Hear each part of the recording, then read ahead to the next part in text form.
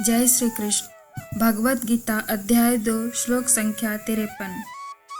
श्रुति विप्रतिपन्ना ते यदा स्थास्यति निश्चला समाधाव चला बुद्धिस्तदा योगम वाप्स्यसि।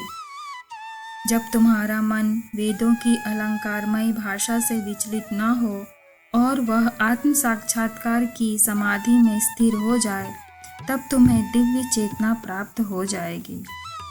यहाँ श्री कृष्ण समझाते हुए कहते हैं कि हमें वेदों की भाषा से विचलित नहीं होना है।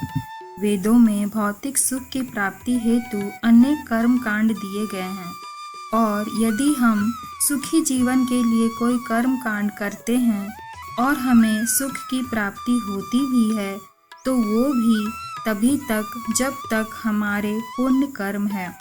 जब पुण्य कर्म खत्म तो सुख भी खत्म, और फिर से वही सुख दुख का चक्र चलता रहता है। हम जीवन मरण के चक्र में फंसे रहते हैं।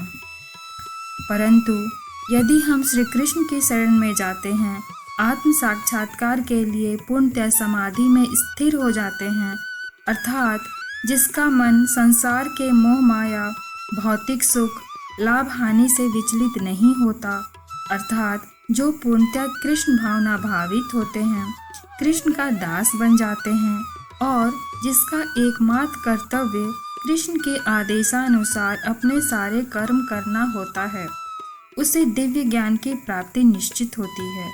और इस दिव्य ज्ञान के फलस्वरूप वह कृष्ण का आदेश समझ सकता है और उसके अनुसार अपने कर्म कर मुक्ति पा सकता है।